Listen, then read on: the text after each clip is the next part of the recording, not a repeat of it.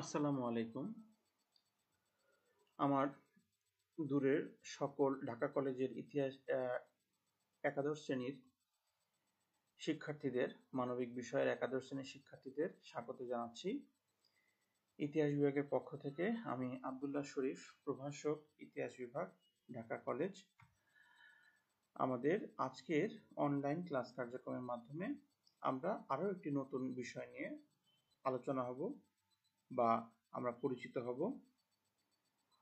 আমি আশা করছি সকলেই নিরাপদে বাসায় অবস্থান করছো এবং নিজেদের সুন্দরভাবে গুছিয়ে রাখার জন্য জাতীয় স্বাস্থ্যবিধি মেনে জীবনযাপন করছো এবং ঢাকা কলেজের অনলাইন ক্লাস কার্যক্রমের সাথে যুক্ত থেকে পড়াশোনাটা সুন্দর করে এগিয়ে নিয়ে যাচ্ছ। আমাদের এই অনলাইন ক্লাস কার্যক্রমের মূল লক্ষ্যই হলো যাতে পাঠ্যক্রম বা শিক্ষা কার্যক্রম খুব সুন্দর করে এগিয়ে শেষ করতে পারি এবং আমরা সরাসরি ক্লাসে যে বিষয়গুলো নিয়ে আলোচনা করতাম ঠিক সেই বিষয়গুলো নিয়েই আমরা অনলাইনের মাধ্যমে তোমাদের এই শিক্ষা কার্যক্রমটি চালিয়ে নেওয়ার জন্য সর্বাত্মক চেষ্টা চালিয়ে যাচ্ছি। তো আশা করব এই অনলাইনে ক্লাসের সাথে সাথে তোমাদের বাসায় যে বই পুস্তক রয়েছে সেগুলো একটু পড়াশোনার সাথে সম্পৃক্ত থাকার জন্য, যাতে আমাদের সামনের পরীক্ষাগুলো আরো সুন্দরভাবে আমরা উপস্থিত হতে পারি বা প্রস্তুত হতে পারি সবকিছুর জন্য। তো চলো শুরু করা যাক আজকের আলোচনা। আজকের যে আলোচনাটি, সেই আলোচনার বিষয়বস্তু নির্ধারিত করা হয়েছিল পূর্বেই, যে 1952 সালের ভাষা আন্দোলনের প্রেক্ষিত ও ঘটনা প্রবাহ। প্রথমেই বলতে হয় যে বাঙালি জাতির ইতিহাসে যে কয়টি গুরুত্বপূর্ণ ঘটনার জন্য বাঙালি জাতি আজ স্বাধীন বাংলাদেশে রূপ নিয়েছে, তার মধ্যে অন্যতম যেটি ছিল সেটি হচ্ছে 1952 সালের ভাষা আন্দোলন, অর্থাৎ ভাষার প্রশ্নে যে আন্দোলনটি হয়েছিল তাই ভাষা আন্দোলন। পৃথিবীর ইতিহাসে ভাষার প্রশ্নে কোনো আন্দোলন হয়নি, শুধুমাত্র বাংলা ভাষার প্রশ্নেই 1952 সালের ভাষা আন্দোলনটি সংগঠিত হয়। আমরা তৎকালীন সময় একটি দেশের দুটি অংশে আমাদের ছিল পরিণত, পাকিস্তানের পশ্চিম পাকিস্তান এবং পূর্ব পাকিস্তান। তো পূর্ব পাকিস্তানের সংখ্যাগরিষ্ঠ মানুষের মুখের ভাষা ছিল বাংলা এবং ভাষার প্রশ্নে এই ভূখণ্ডের মানুষজন বা এই ভূখণ্ডের জনগণ বা এই ভূখণ্ডের লোকেরা সকলেই কিন্তু চাচ্ছিল যে বাংলা ভাষার মাধ্যমে দাপ্তরিক কার্যাদি সম্পন্ন করা এবং বাংলা ভাষার মাধ্যমে মুখের কথা বলা, ভাবের আদান প্রদান থেকে শুরু করে চিঠি, দাপ্তরিক কাজ, সকল কিছুতে বাংলা ভাষার সর্বাত্মক বা সর্বত্র ব্যবহার, এটি নিশ্চিত করার জন্যই মানুষের প্রচেষ্টা ছিল। তো সেই প্রেক্ষিতে দেখা যাচ্ছে যে ভাষার প্রশ্নে যখন আমরা এক এবং অবিচ্ছিন্ন থাকি সিদ্ধান্তের দিক থেকে, সেখানেই আমাদের মত পার্থক্য শুরু হয়। পশ্চিম পাকিস্তানের যে সামরিক জান্তা যারা ছিল বা পশ্চিম পাকিস্তানের যারা নীতি নির্ধারক পর্যায়ে যারা ছিল তাদের সাথে আমাদের এই বিষয়টাতে প্রথম এই বিষয়টাতেই তাদের সাথে আমাদের মতবিরোধ শুরু হয়। তো এরই প্রেক্ষিতে দেখা যাচ্ছে 1952 সালের ভাষা আন্দোলনে আপামর জনগণ এই আন্দোলনে সম্পৃক্ত হয় এবং এই আন্দোলনের মাধ্যমে অর্জিত হয় আমাদের বাংলা ভাষা, স্বাধীন বাংলা ভাষা পূর্ব পাকিস্তানের রাষ্ট্রভাষা মর্যাদা করার লক্ষ্যে। তো ভাষা আন্দোলন বাংলা ভাষার রাষ্ট্রীয় মর্যাদার দাবিতে সংগঠিত একটি নিশ্চয় গণ আন্দোলন। প্রথমে যেহেতু আমরা যতটুকু জানতে পেরেছি ততটুকুর মধ্যে বলতে পারি। এবং 1947 সালে উপমহাদেশের ব্রিটিশ শাসনের অবসান ঘটে এবং ভারত ও পাকিস্তান নামে দুটি স্বাধীন রাষ্ট্রের জন্ম হয়। তো স্বাধীনতার পরপরই পাকিস্তানের রাষ্ট্রভাষা কি হবে এই নিয়ে প্রথম প্রশ্ন দেখা দেয়, অর্থাৎ 47-এর দেশভাগের পর থেকেই পাকিস্তানের রাষ্ট্রভাষা কি হবে এটি নিয়েই প্রথম চিন্তাটা আসে সকল জনগণ বা নীতি নির্ধারক পর্যায়ে সকলের মধ্যে। তো পরবর্তীতে দেখা যায় যে পাকিস্তানের কেন্দ্রীয় নেতৃবৃন্দ এবং উর্দুভাষী বুদ্ধিজীবীরা বলেন পাকিস্তানের রাষ্ট্রভাষা হবে উর্দু, এবং অন্যদিকে কিন্তু এই পাকিস্তানের কেন্দ্রীয় সরকারের বাংলা ভাষার এই দাবিকে সম্পূর্ণরূপে উপেক্ষা করা, অর্থাৎ কেন্দ্রীয় সরকার এই বাংলা ভাষার যে দাবিকে, বাংলা ভাষাকে রাষ্ট্রভাষা করার মর্যাদা দেওয়ার যে দাবি, সেই দাবি থেকে সম্পূর্ণ উপেক্ষা করা হয়। এতে ঢাকার ছাত্র ও বুদ্ধিজীবী মহল ক্ষুব্ধ হন এবং ভাষার ব্যাপারে তারা একটি চূড়ান্ত দাবিনামা প্রস্তুত করেন এবং দাবিটি যেটি ছিল যে পূর্ব পাকিস্তানে শিক্ষা ও সরকারি যে কার্যাদি থাকবে বা কার্য পরিচালনা করা হবে তার মাধ্যম হবে বাংলা, আর কেন্দ্রীয় সরকার পর্যায়ে পাকিস্তানের রাষ্ট্রভাষা হবে দুটি, অর্থাৎ বাংলা ও উর্দু। তো যেটি বলছি যে পূর্ব পাকিস্তানের শিক্ষা এবং সরকারি কার্য পরিচালনা সকল ক্ষেত্রে বাংলা হবে প্রধান ভাষা, এবং কেন্দ্রীয় পর্যায়ে অর্থাৎ কেন্দ্রীয় সরকার পর্যায়ে পাকিস্তানের রাষ্ট্রভাষা হবে দুটি, একটা হচ্ছে বাংলা এবং উর্দু। এটি অবশ্যই কিন্তু যুক্তিসঙ্গত একটি দাবি বা যুক্তিসঙ্গত বিষয়। তো ভাষা সংক্রান্ত এই দাবিকে সামনে রেখে সর্বপ্রথম আন্দোলন সংগঠিত করে হচ্ছে যে সংগঠনটি, তার নাম হচ্ছে তমুদ্দুন মজলিস। অবশ্যই এই নামটি মনে রাখতে হবে, আমাদের সামনের পরীক্ষা থেকে এই ধরনের প্রশ্ন আসতে পারে যে বাংলা ভাষার প্রশ্নে বা ভাষা সংক্রান্ত এই দাবিকে সামনে রেখে সর্বপ্রথম কোন আন্দোলনে সর্বপ্রথম মানে কোন সংগঠন এই আন্দোলনে সংগঠিত হয়, এটি হচ্ছে তমুদ্দুন মজলিস। এর নেতৃত্বে ছিলেন অধ্যাপক আবুল কাশেম। ক্রমান্বয়ে অনেক অসাম্প্রদায়িক ও প্রগতিশীল সংগঠন এই আন্দোলনে যোগ দেয় এবং একসময় দেখা যায় এটি গণ আন্দোলনে রূপ নেয়। তো ঢাকা বিশ্ববিদ্যালয়ের আমতলায় ছাত্রদের সভা অনুষ্ঠিত হয় 1952 সালে। অন্যদিকে অন্যদিকে পশ্চিম পাকিস্তানি কেন্দ্রীয় সরকারের বিভিন্ন ফোরামে শিক্ষামন্ত্রী তৎকালীন সময় যেটা ছিল ফজলুর রহমান, ঠিক আছে, তো ফজলুর রহমানের উদ্যোগে পাকিস্তানের একমাত্র রাষ্ট্রভাষা করার প্রচেষ্টা চলে। তো এতে পূর্ব পাকিস্তানের ছাত্র সমাজ বিক্ষুব্ধ হয়ে ওঠে। তারা বাংলাকে অন্যতম রাষ্ট্রভাষা করার দাবিতে 1947 সালে 6 ডিসেম্বর ঢাকা বিশ্ববিদ্যালয় প্রাঙ্গণে ছাত্র সভার আয়োজন করে। তো দেখা যাচ্ছে যে সভার পরে মিছিল এবং প্রতিবাদ অব্যাহত থাকে এবং এ মাসেরই শেষের দিকে, যেটিকে আমরা বলতে চাচ্ছি, যে রাষ্ট্রভাষা সংগ্রাম পরিষদ গঠিত হয়, যার আহ্বায়ক ছিলেন এই তমুদ্দুন মজলিসের অধ্যাপক নুরুল হক ভূঁইয়া। একটু নামটা মনে রাখতে হবে যে তমুদ্দুন মজলিসের এই অধ্যাপক নুরুল হক ভূঁইয়া এই সংগ্রাম পরিষদের আহ্বায়ক হিসেবে প্রথমে প্রকাশ পায়। এবং পরের বছর দেখা যাচ্ছে যে 23 ফেব্রুয়ারি করাচিতে অনুষ্ঠিত পাকিস্তান গণপরিষদের অধিবেশনে পরিষদ সদস্যদের উর্দু বা ইংরেজিতে বক্তৃতা দেওয়ার প্রস্তাব করা হয়। আবারও বলছি, পরের বছর 23 ফেব্রুয়ারি করাচিতে যে অনুষ্ঠিত হয় যে গণপরিষদের অধিবেশন, সেই অধিবেশনে এই পরিষদের যে সদস্য যারা ছিল তারা উর্দু বা ইংরেজিতে বক্তৃতা দেওয়ার জন্য তাদেরকে প্রস্তাব দেওয়া হয়। কিন্তু পূর্ব পাকিস্তানে কংগ্রেস দলের সদস্য জনাব ধীরেন্দ্রনাথ দত্ত, খুব সমধিক পরিচিত আমাদের কাছে, এই ধীরেন্দ্রনাথ দত্ত এই প্রস্তাবে সংশোধনী এনে বাংলাকেও পরিষদের অন্যতম ভাষা করার দাবি জানান। এই শুরু হলো একেবারে প্রথম যে ব্যক্তি বাংলা ভাষার প্রশ্নে একেবারে নিরবিচ্ছিন্ন চেষ্টা করে গেছেন, তার কথা বলছি, ধীরেন্দ্রনাথ দত্ত। তিনি বলেন যে পাকিস্তানের 6,90,00,000 মানুষের মধ্যে 4,40,00,000 হচ্ছে পূর্ব পাকিস্তানে। আবারও বলছি, তৎকালীন সময় পাকিস্তানের জনসংখ্যার যদি একটা হিসাব বলি তাহলে দেখা যাচ্ছে যে 6,90,00,000 মানুষের মধ্যে প্রায় 4,40,00,000 মানুষই পূর্ব পাকিস্তানে এবং যাদের মাতৃভাষা ছিল হচ্ছে বাংলা। কিন্তু প্রধানমন্ত্রী লিয়াকত আলী খান সহ কেন্দ্রীয় নেতৃবৃন্দ এবং পূর্ব বাংলার মুখ্যমন্ত্রী খাজা নাজিমুদ্দিন, দুজনের নাম খুবই গুরুত্বপূর্ণ, একটু মনে রাখার চেষ্টা করি। তৎকালীন সময় প্রধানমন্ত্রী ছিলেন হচ্ছে লিয়াকত আলী খান, কেন্দ্রীয় নেতৃবৃন্দ উনি সহ কেন্দ্রীয় নেতৃবৃন্দ, এবং পূর্ব বাংলার মুখ্যমন্ত্রী যিনি ছিলেন খাজা নাজিমুদ্দিনের বিরোধিতা করলে এই দাবি বাতিল হয়ে যায়। অর্থাৎ এই যে বাংলা ভাষাকে কেন্দ্রীয় পরিষদের ভাষা হিসেবে স্বীকৃতি দেওয়ার জন্য যে দাবি, সেই দাবিটি বাতিল হয়ে যায়। তো এই খবর ঢাকায় পৌঁছালে ছাত্র সমাজ, বুদ্ধিজীবী থেকে শুরু করে রাজনীতিকগণ বিক্ষুব্ধ হন এবং আজাদ পত্রিকা কিন্তু সবসময় পশ্চিম পাকিস্তানের নিউজই কভার করত। তো এই আজাদ পত্রিকাও কিন্তু ধীরেন্দ্রনাথ দত্তের আনা প্রস্তাব যারা বিরোধিতা করেছে তাদের সমালোচনা করেন। এরপরে দেখা যায় বাংলাকে রাষ্ট্রভাষা করার আন্দোলন পরিচালনার জন্য একটি নতুন রাষ্ট্রভাষা পরিষদ গঠিত হয়, যার আহ্বায়ক ছিলেন হচ্ছে শামসুল আলম। অর্থাৎ রাষ্ট্রভাষা পরিষদের যে আহ্বায়ক তিনি ছিলেন হচ্ছে শামসুল আলম। তো ভাষা আন্দোলনের ইতিহাসে 1948 সালের 11 মার্চ একটি স্মরণীয় দিন হিসেবে বিবেচিত। কেন? যে গণপরিষদের ভাষা তালিকা থেকে বাংলাকে বাদ দেওয়া ছাড়াও পাকিস্তানের মুদ্রা এবং ডাক টিকিটে বাংলা ব্যবহার না করে এবং নৌবাহিনীতে নিয়োগের পরীক্ষা থেকে বাংলাকে বাদ দিয়ে উর্দুকে রাখার প্রতিবাদ স্বরূপ ওই দিন ঢাকা শহরে সাধারণ ধর্মঘট পালন করা। অর্থাৎ কত তারিখ? 11ই মার্চ। আবারও বলছি, 1948 সালের 11ই মার্চ। তাহলে কি কি প্রশ্নে এই ধর্মঘট পালন করা হলো?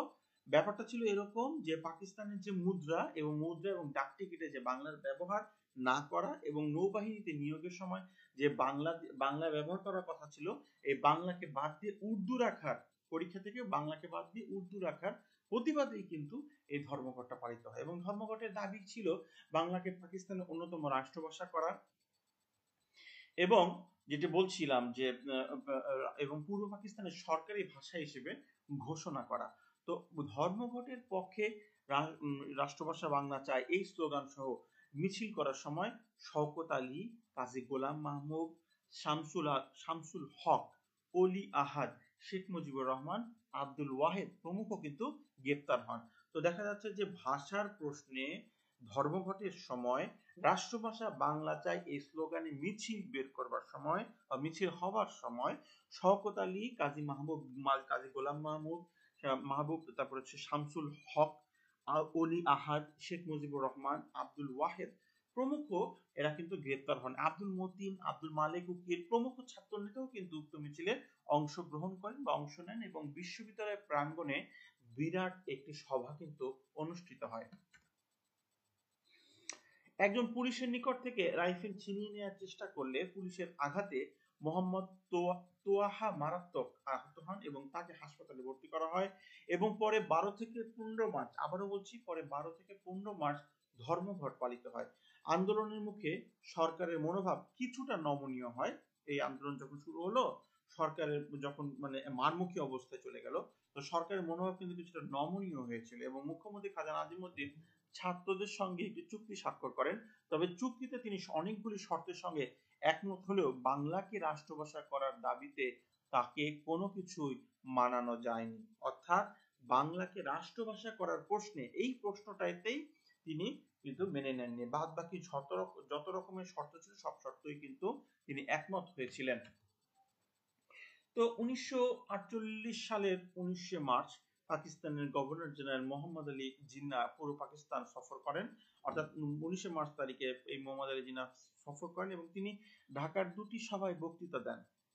দুটি জায়গাতেই তিনি বাংলা ভাষার দাবিকে উপেক্ষা করে একমাত্র উর্দুকেই পাকিস্তানের রাষ্ট্রভাষা হিসেবে ঘোষণা দেন। তো এই সময় দেখা যাচ্ছে যে সারা পূর্ব পাকিস্তানে মানে ভাষা আন্দোলন ছড়িয়ে পড়েছিল এবং জিন্নার বক্তব্য কিন্তু তীব্র প্রতিবাদের মুখে পড়ে। কারণ জিন্না সরকার যদি বলি বা জিন্নার মানে ক্ষমতাধর যারা কিনা ছিল, তারা কিন্তু চাচ্ছিল যে পশ্চিম পাকিস্তানের যে উর্দু ভাষা, এই উর্দু ভাষাই হবে রাষ্ট্রভাষা এবং বাংলাকে উপেক্ষা করা হবে। এবং বাংলার যেহেতু এখানে কেন্দ্রীয় শাসন নির্ভর একটি প্রদেশ, তো তারা চাচ্ছিলই যে এই দেশে শোষণ বঞ্চনার শিকার করা এদেরকে এবং কোনোভাবেই বাংলাকে রাষ্ট্রভাষা মেনে না নেয়া।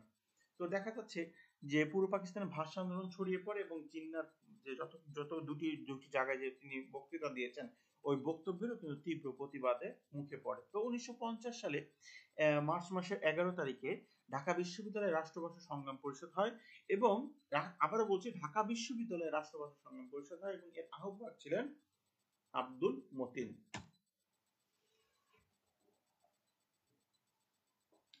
তো এবার আসা যাক যে 1952 সালের শুরু থেকে ভাষা আন্দোলনের গুরুত্বপূর্ণ মোড় থাকে। কিরকম মোড়টা নিল, যে এই সময় জিন্না এবং লিয়াকত আলী খান উভয় কিন্তু পরলোকগত, অর্থাৎ জিন্নাও মারা গিয়েছেন এবং লিয়াকত আলী খানও তিনি বেঁচে নেই। তো লিয়াকত আলী খানের জায়গায় পাকিস্তানের প্রধানমন্ত্রী হন খাজা নাজিমুদ্দিন। রাজনৈতিক সংকট ঘনীভূত হওয়ার সঙ্গে পূর্ব পাকিস্তানের অর্থনৈতিক অবস্থাও কিন্তু অবনতি হতে থাকে। কেন? কারণ আমরা জানি যে পাকিস্তান নামক রাষ্ট্রের সৃষ্টি হওয়ার পর পশ্চিম পাকিস্তানের যে কেন্দ্রীয় সরকার যারা ছিল বা পূর্ব পাকিস্তানের যে কেন্দ্রীয় সরকার, সেই কেন্দ্রীয় সরকারে পশ্চিম পাকিস্তানের নেতৃবৃন্দ ছিল বেশি এবং পশ্চিম পাকিস্তান চাচ্ছিল না পূর্ব পাকিস্তানে বিনিয়োগ সুষ্ঠুভাবে হোক বা বিনিয়োগ পর্যাপ্ত হোক। যার কারণে বিনিয়োগ যেখানে হবে না সেখানে কিন্তু অর্থনৈতিক উৎপাদনও কিন্তু সমহারে আগাবে না বা উন্নতি লাভ করবে না। তো যেখানে দেখা যাচ্ছে অর্থনৈতিক অবস্থাটা কিন্তু অবনতি ঘটে এই পূর্ব পাকিস্তানে। তো পূর্ব পাকিস্তানের জনগণ মুসলিম লীগের প্রতি আস্থা হারাতে থাকে এবং 1949 সালে মৌলানা আব্দুল হামিদ খান ভাসানীর নেতৃত্বে গঠিত হয় নতুন রাজনৈতিক দল আওয়ামী লীগ। আওয়ামী শব্দের অর্থ জনগণ, লীগ হচ্ছে দল, অর্থাৎ আওয়ামী লীগ শব্দের অর্থ হচ্ছে জনগণের দল। তো পূর্ব পাকিস্তানের বঞ্চনা ও শোষণের অনুভূতি ক্রমান্বয়ে বাড়তে থাকে এবং এখানকার যে জনগণ ক্রমেই কিন্তু এই মতে বিশ্বাসী হতে শুরু করে যে ব্রিটিশ সাম্রাজ্যবাদের জায়গায় তাদের উপরে আরোপিত হয়েছে নতুন ধরনের আরেক উপনিবেশবাদ, যেটা বলছি যে পূর্ব পশ্চিম পাকিস্তানের যে উপনিবেশবাদ। এরই প্রেক্ষিতে 1952 সালে ভাষা আন্দোলন কিন্তু একটি নতুন মাত্রা পায়। তো 22শে ফেব্রুয়ারি ভাষা আন্দোলনে ঢাকা বিশ্ববিদ্যালয়ের একটি রাস্তা 1952 সালের 27 জানুয়ারি একটি 27 জানুয়ারি হাজী নাজিমউদ্দিন করাচি থেকে ঢাকায় আসেন এবং তিনি পল্টন ময়দানে এক জনসভায় উপস্থিত হন এবং সেখানে বলেন যে প্রদেশের সরকারি কাজকর্মে কোন ভাষা ব্যবহৃত হবে তা প্রদেশের জনগণই কিন্তু ঠিক করবে। তো বিষয়টা কিরকম, যে আসলে অত্যন্ত কিন্তু মজার বিষয় যে যেহেতু পজিটিভ কথাই তো বলেছে যে প্রদেশের সরকারি কাজকর্মে কোন ভাষা ব্যবহৃত হবে তা প্রদেশের জনগণ ঠিক করবে। তো প্রদেশে পূর্ব পাকিস্তানের প্রদেশে কিন্তু জনগণ কিন্তু চাচ্ছিল কিন্তু বাংলাকে, তাও কিন্তু তিনি মানেনি, কিন্তু পাকিস্তানের রাষ্ট্রভাষা হবে কেবল উর্দু। দেখো একটু খেয়াল করে যে প্রদেশের জনগণই ঠিক করবে, যেখানে বলছে যে সরকারি কাজকর্মে কোন ভাষা ব্যবহৃত তা প্রদেশের জনগণ ঠিক করবে, কিন্তু পাকিস্তানের রাষ্ট্রভাষা হবে কেবল উর্দু। এই কথাটি উল্লেখ করে যে বিষয়টির প্রশ্নের অবতারণা হয়েছে যে তিনি কোনোভাবেই চাচ্ছিলেন না পাকিস্তানের রাষ্ট্রভাষা বাংলা, উর্দুর পাশাপাশি বাংলা হোক। তো সঙ্গে সঙ্গে এর তীব্র প্রতিক্রিয়া হয় এবং রাষ্ট্রভাষা বাংলা চাই স্লোগানে ছাত্ররা ঠিক ওই মুহূর্তে ওই স্থানে বিক্ষোভ শুরু করে এবং 30 জানুয়ারি ঢাকা বিশ্ববিদ্যালয়ে এই ধর্মঘট পালিত হয়। তো 31 জানুয়ারি আওয়ামী লীগের সভাপতি মাওলানা আব্দুল হামিদ খান ভাসানী সভাপতিত্বে অনুষ্ঠিত বিভিন্ন রাজনৈতিক ও সাংস্কৃতিক দলের প্রতিনিধিদের সঙ্গে এক সভায় সর্বদলীয় কেন্দ্রীয় রাষ্ট্রভাষা সংগ্রাম পরিষদ গঠিত হয় এবং যার আহ্বায়ক ছিলেন হচ্ছে কাজী গোলাম মাহবুব। আবারও বলছে সর্বদলীয় কেন্দ্রীয় রাষ্ট্রভাষা সংগ্রাম পরিষদ গঠিত হয়, যার আহ্বায়ক ছিলেন কাজী গোলাম মাহবুব। তো এই সময় সরকার আরবি হরফে বাংলা লেখার প্রস্তাব পেশ করেন। এটি অত্যন্ত কিন্তু অপমানকর বা অত্যন্ত অপমানিত করেছে বাংলা ভাষাভাষী মানুষদের জন্য, কারণ আরবি হরফে যদি বাংলা ভাষা লেখা হয় তাহলে বাংলার যে রাষ্ট্রভাষার মর্যাদা, সেই রাষ্ট্রভাষার মর্যাদায় কিন্তু ক্ষুণ্ণ হয়। তো দেখা যাচ্ছে যে এর বিরুদ্ধেও ওই সময় তীব্র প্রতিবাদ জানানো হয়। তো রাষ্ট্রভাষা সংগ্রাম পরিষদ 21শে ফেব্রুয়ারি সমগ্র পূর্ব পাকিস্তানে হরতাল, জনসভা এবং বিক্ষোভ মিছিল আয়োজনের সিদ্ধান্ত গ্রহণ করে এবং এই সব কর্মসূচির আয়োজন চলার সময় সরকার গোটা ঢাকা শহরে 144 ধারা জারি করে সমাবেশ, শোভাযাত্রা নিষিদ্ধ ঘোষণা করে এবং 20 ফেব্রুয়ারি সন্ধ্যায় আবুল হাশিমের সভাপতিত্বে এবং কেন্দ্রীয় রাষ্ট্রভাষা সংগ্রাম পরিষদের সভা হয় এবং 144 ধারা অমান্য করা হবে কিনা এ প্রশ্নে সভায় দ্বিমত দেখা দেয়। তবে ছাত্ররা 144 ধারা ভাঙার ব্যাপারে সংকল্পে অটুট থাকে। তো পরদিন সকাল 11টার দিকে ঢাকা মেডিকেল কলেজের একাংশে অবস্থিত ঢাকা বিশ্ববিদ্যালয়ের আমতলায় ছাত্রদের সভা অনুষ্ঠিত হয় এবং সভা থেকে শুরু করে ঢাকা বিশ্ববিদ্যালয়ের কয়েকজন শিক্ষক সহ উপাচার্য 144 ধারা ভঙ্গ না করার জন্য ছাত্রদের কিন্তু অনুরোধ করে। তবে ছাত্র নেতৃবৃন্দ বিশেষ করে আব্দুল মতিন ও গাজীউল হক নিজেদের অবস্থানে অনড় থাকে। এখানে একটা বিষয় খেয়াল করার মতো যে আমরা কিন্তু দেখি যে শিক্ষক কিন্তু কখনোই চায় না ছাত্রের কোনো ক্ষতি হোক। তো সেই প্রেক্ষিতেই কিন্তু ওই যে উপাচার্য সহ কয়েকজন শিক্ষক কিন্তু তারা চাচ্ছিলেন যে 144 দ্বারা ভঙ্গ না হয়, কিন্তু ব্যাপারটা এরকম যে কোনো ছাত্র এরকম যে আমরা কিন্তু দাবি দেওয়া চাওয়ার ব্যাপারে একটা প্রক্রিয়া অবলম্বন করেছি এবং দেখা যাচ্ছে ধারাবাহিক পর্যায়ে যখন ধারাবাহিকভাবে আমাদেরকে অবজ্ঞা করা হচ্ছে ঠিক ওই মুহূর্তে কিন্তু ছাত্ররা শক্ত অবস্থানে যায় বা কঠোর অবস্থানে যায় যে আমরা 144 ধারা ভঙ্গ করব এবং বাংলাকে রাষ্ট্রভাষা করার প্রশ্নে অবিচল থাকব।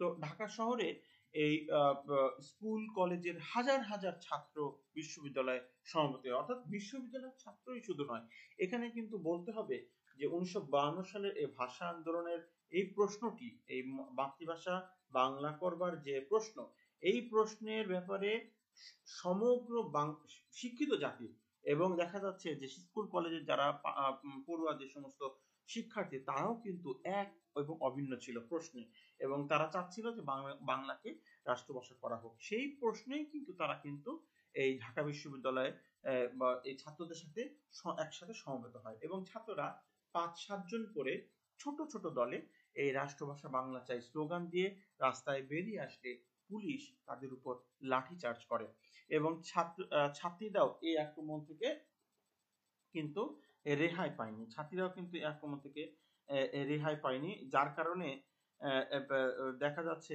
যে এই পুলিশের যে লাঠিচার্জ এটি কিন্তু অকথ্য পরিমাণে সংঘটিত হয়, এবং সবচেয়ে হচ্ছে যে ছাত্রছাত্রীরা পুলিশের দিকে ইট পাটকেল ছোড়া শুরু করে, এবং পুলিশ কাঁদানে গ্যাস, যেটি কিনা অত্যন্ত খারাপ শরীরের জন্য, এই কাঁদানে গ্যাস ব্যবহার করে এই আন্দোলনে। তো এই বিক্ষুব্ধ ছাত্রদের সামলাতে ব্যর্থ হয়ে গণপরিষদ ভবনের দিকে অগ্রসররত মিছিলের উপরে পুলিশ গুলি চালায়, এবং গুলিতে রফিক উদ্দিন আহমেদ, আব্দুল জব্বার, আবুল বরকত রাষ্ট্রবিজ্ঞান এম এর ছাত্র ছিলেন, তিনি এম এ শ্রেণীর ছাত্র ছিলেন, নিহত হন, এবং বহু আহতকে হাসপাতালে ভর্তি করা হয়, এবং তাদের মধ্যে সেক্রেটারিয়েটের পিয়ন আব্দুল সালাম কিন্তু মারা যান। তো ওহিউল্লাহ নামক 8-9 বছরের এক কিশোরও সেদিন কিন্তু নিহত হয়। তো এ সময় গণপরিষদের অধিবেশন বসার প্রস্তুতি চলছিল। পুলিশের গুলি চালানোর খবর পেয়ে গণপরিষদের সদস্য মৌলানা আব্দুর রশিদ তর্কবাগীশ এবং এই বিরোধী দলের সদস্য সহ আরো কয়েকজন সভা কক্ষ ত্যাগ করে বিক্ষুব্ধ ছাত্রদের পাশে দাঁড়ান।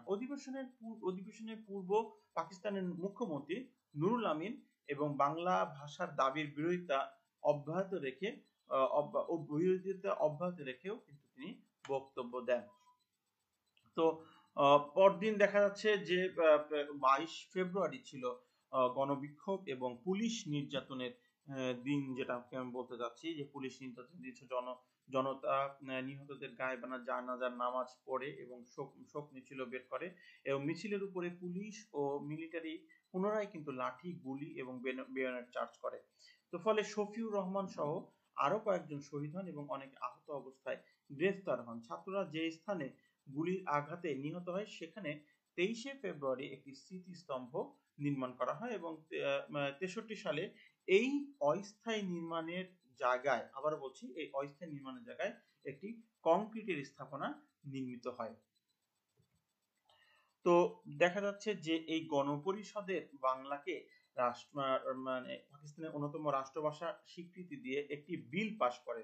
দেখা যাচ্ছে যে এই যে এত আন্দোলন হলো, এত মানুষ মারা গেল, এবং ছাত্ররা আহত হলো, নিহত হলো, এই পরিপ্রেক্ষিতে শেষ পর্যায়ে এসে গণপরিষদে বাংলাকে পাকিস্তানের অন্যতম রাষ্ট্রভাষা দিয়ে একটি বিল পাস করা হয়, এবং এই এবং 1956 সালে পর্যন্ত ভাষা আন্দোলন অব্যাহত ছিল, এবং এই পাকিস্তান জাতীয় পরিষদে উর্দুর পাশাপাশি বাংলাকেও পাকিস্তানের রাষ্ট্রভাষা হিসেবে অনুমোদনের মাধ্যমে এই আন্দোলন তার লক্ষ্য অর্জন করে। অর্থাৎ 56 সালে যে সংবিধানে সংযোজন করা হলো যে উর্দুর পাশাপাশি বাংলাকেও রাষ্ট্রভাষা অনুমোদন দেওয়া হয়, এরপরেই কিন্তু এর লক্ষ্যটি অর্জিত হয়। তো জাতীয় পরিষদের বিষয়টি নিয়ে বিতর্কের এক পর্যায়ে এর সদস্য ফরিদপুরের আদিল উদ্দিন আহমেদের দেয়া সংশোধনী প্রস্তাব অনুযায়ী বাংলা এবং উর্দু উভয় ভাষায় পাকিস্তানের রাষ্ট্রভাষা হিসেবে স্বীকৃতি লাভ করে।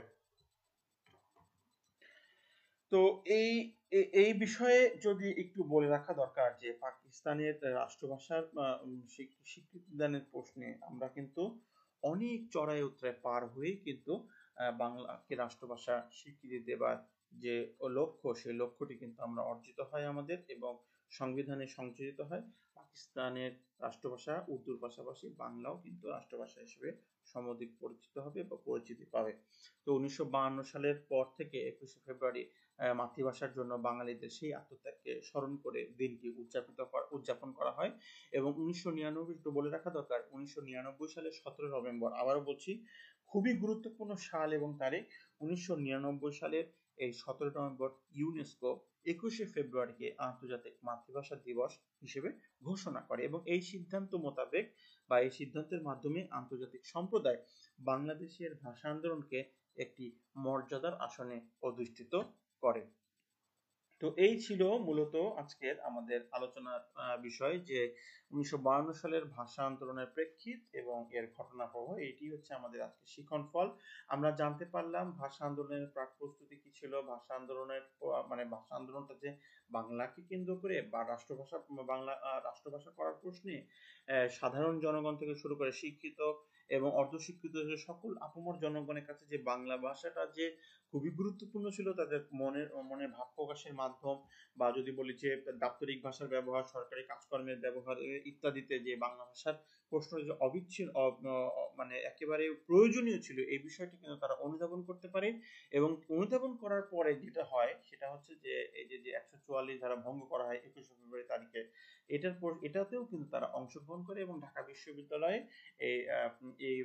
তারা কিন্তু সমবেত হয় বিশ্ববিদ্যালয়ের ছাত্রদের সাথে। এবং ছাত্ররা যে বিষয়টি সবচেয়ে বেশি গুরুত্বপূর্ণ, যে 144 ধারা ভঙ্গের প্রশ্নে মানে সমস্ত অনেক শিক্ষক বা অনেক উপাচার্য যারা কিনা মানে নিষেধ করেছিলেন, তারপরেও কিন্তু ছাত্ররা অবিচল ছিল যে 144 ধারা তারা ভঙ্গ করবে, এবং আত্মাহুতি দানের মধ্যেও যদি হয় বা রক্তদানের মধ্যেও যদি হয়, তারপরেও তারা কিন্তু বাংলাকে রাষ্ট্রভাষা করার জন্য আন্দোলন চালিয়ে যাবে এবং চরম পর্যায়ে তারা পৌঁছাতে প্রস্তুত রয়েছে। তো এরই পরিপ্রেক্ষিতে কিন্তু 1952 সালের মানে 21 ফেব্রুয়ারি তারিখে নাম না জানা অনেক শহীদের আত্মদানের মধ্যেই কিন্তু নিহিত ছিল আমাদের রাষ্ট্রভাষা বাংলাকে রাষ্ট্রভাষা করার মর্যাদা দানের একটি প্রক্রিয়া। তো সকলকে আবারও বলছি যে এই ভাষা আন্দোলন যা আমাদেরকে শিক্ষা দিয়েছে, ভাষা আন্দোলনকে আমাদেরকে কি দিয়েছে, ভাষা আন্দোলনের মাধ্যমে আমরা পেয়েছি কোন একটি নির্দিষ্ট গোষ্ঠী, নির্দিষ্ট ভূখণ্ড, নির্দিষ্ট জাতির যে এক এবং অভিন্ন যে চাওয়া, সেই চাওয়া এক এবং অভিন্ন চাওয়ার ব্যাপারে সকলের জনমত ঐক্যমতে পরিণত হওয়া, এবং বাংলা মাতৃভাষার মাধ্যমে কথা বলা থেকে শুরু করে, দাপ্তরিক কাজ থেকে শুরু করে, জীবনযাপনের সকল পর্যায়ে ব্যবহার থেকে শুরু করে, এই মাতৃভাষা ব্যবহারের যে চেষ্টা বা মাতৃভাষাকে রাষ্ট্রভাষা করার মর্যাদা বা অধিকার প্রাপ্ত হওয়ার যে চেষ্টা বা আন্দোলন, এ থেকে কিন্তু আমাদেরকে শিক্ষা দেয়। এবং আমরা চাবো যে আমরা বাংলা ভাষাকে সুন্দরভাবে উপস্থাপন করতে, বাংলা ভাষার যে সঠিক ব্যবহার, শুদ্ধাচরণ, এটাও কিন্তু আমরা এই বাংলা ভাষা আন্দোলনের যে স্পিরিট, সেই স্পিরিট থেকে আমরা পেতে পারি। তো সকলকে আবারও বলছি যে এই করোনার সংকটকালীন সময়ে আমরা চেষ্টা করি বাসায় নিয়মিত থাকতে এবং বাসায় জাতীয় স্বাস্থ্যবিধি মেনে চলে এবং জীবনযাপন করতে। আমাদের এখানে কিন্তু বাংলাদেশে অলরেডি করোনার টিকা চলে এসেছে। আমরা কিন্তু অনেকেই কিন্তু আছে যারা সরকারি কর্মকর্তা থেকে শুরু করে 40 বছর ঊর্ধ্ব যারা বিশেষ গুরুত্বপূর্ণ ব্যক্তি থেকে শুরু করে সকল জনগণের জন্য কিন্তু আস্তে আস্তে করোনা টিকা সহজ করা হচ্ছে। তো আমরা চেষ্টা করব যে জাতীয় স্বাস্থ্যবিধি মেনে চলতে, এবং বাসায় যারা অবস্থান করে একটু চেষ্টা করতে হবে যে বাসার বাইরে যখন যেতে হয় তখন মাস্ক ব্যবহার করতে, এবং সাবান পানি দেওয়া 20 মিনিট পর পর সাবান পানি দিয়ে হাত ধোয়ার ব্যবস্থা যে অভ্যস্ত হতে, এবং বাসায় যে সমস্ত ছোট বা বাচ্চারা আছে বা মানে বয়সে ছোট তাদের দিকে একটু খেয়াল রাখতে, এবং যারা তোমাদের থেকে একটু বয়সে বড় তাদের দিকেও খেয়াল রাখতে, কারণ এই দুটো শ্রেণী কিন্তু সবচেয়ে বেশি মানে রোগে ভোগে। তো এই জন্য বলবো যে নিজে সুস্থ থাকি, অপরকে সুস্থ রাখবার জন্য যতটুকু যে কাজটুকু করা দরকার ততটুকু করি, এবং পরিবারকে সুস্থ রাখি, দেশ ও জাতি তাহলে কিন্তু সুস্থ থাকবে। তো এই ছিল মূলত আজকের আমাদের আলোচনা। আমরা সকলেই চাবো যে তোমরা নিজেদের পড়াশোনা, আরেকটা বিষয় একটু না বললে না, একটু বলে রাখি যে সামনে কিন্তু আমাদের পরীক্ষা এসে যাবে। পরীক্ষার সময় আমরা একটা বিষয় মনে রাখবো যে আমরা অনলাইনে যে বিষয়গুলি নিয়ে আলোচনা করেছি, সেই বিষয়গুলি কিন্তু ভালো করে রপ্ত করতে হবে, এবং ওই বিষয়গুলি থেকে কিন্তু ওই বিষয়গুলির আদ্যপান্ত জানাটা খুবই জরুরি, কারণ ওই বিষয়গুলির উপরেই কিন্তু প্রশ্ন থাকবে, এবং প্রশ্নের ধরন কিন্তু অনেক রকম হতে পারে, এবং আমরা চেষ্টা করব যে একটু ভিতর থেকে বা একটু বিষয়টা একেবারে আদ্যপান্ত জানা আছে কিনা সেই রকম ভাবে কিন্তু কোশ্চেনটা করা হবে। এবং ভাষা আন্দোলন সহ অন্যান্য যে বিষয়গুলি বা অন্যান্য টপিক বা আলোচিত বিষয়গুলি যেগুলো আমরা আলোচনা করেছি অনলাইন ক্লাসের মাধ্যমে, ওই বিষয়গুলি কিন্তু আমাদের আলোচনা করা, এবং আমরা কিন্তু শুরুতেই কিন্তু আমাদের অধ্যায় ভিত্তিক যে সিটি পরীক্ষার যে রুটিন, সেই রুটিন কিন্তু আমরা অলরেডি জানিয়ে দিয়েছি অনেক আগেই, কারণ অধ্যায় ভিত্তিক যে যে যে অধ্যায়ের উপরে সিটি 1, 2, 3 এগুলা মানে আয়োজিত হবে, তো সেগুলো কিন্তু আমরা কলেজ থেকে তোমাদেরকে সরবরাহ করা হয়েছে। চেষ্টা করবে যে এই বিষয়গুলোর উপরেই একটু পড়াশোনাটা চালিয়ে যেতে, এবং পড়াশোনাটা সুন্দর করে বইয়ের সাথে সম্পৃক্ত হলে কিন্তু এই অনলাইন ক্লাস কার্যক্রম আমাদের আরো একটু সফল এবং সার্থক হবে। তো সকলকে অসংখ্য ধন্যবাদ জানিয়ে সকলের সুস্বাস্থ্য এবং কল্যাণ কামনা করে আজকে এ পর্যন্তই। সবাইকে অসংখ্য ধন্যবাদ। ভালো থেকো, সুস্থ থেকো, এবং দেশ ও জাতির কল্যাণে এগিয়ে আসতে হবে। সকলকে অশেষ অশেষ শুভেচ্ছা। ধন্যবাদ। আসসালামু আলাইকুম।